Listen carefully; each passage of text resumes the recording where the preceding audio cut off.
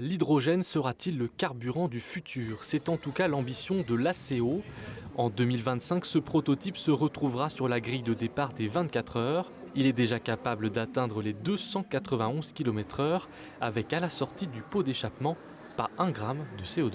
Cette voiture, elle n'émet que de l'eau aux échappements, elle a zéro émission. Donc on met cette eau que la voiture rejette en bouteille pour montrer que c'est du zéro émission et cette voiture, c'est le futur pour la transition énergétique.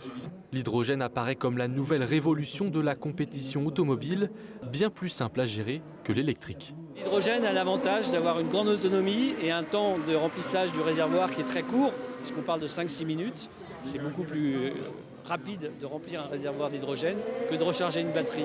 Et donc c'est compatible avec l'endurance, mais c'est compatible avec la mobilité de demain. Et en plus, l'hydrogène, c'est une technologie qui s'adapte à toute la mobilité, les voitures, mais aussi le transport lourd, les camions, les trains, les bateaux.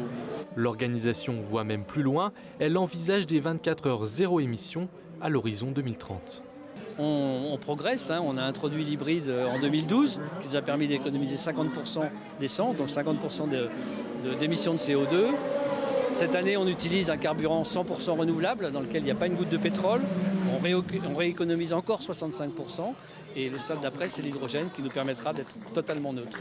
En attendant, l'ACO mise sur la communication et la sensibilisation auprès du public. 2030, c'est presque demain et pourtant, personne ne s'imagine encore voir un jour ces bolides nouvelle génération sur la mythique piste des 24 heures du Mans.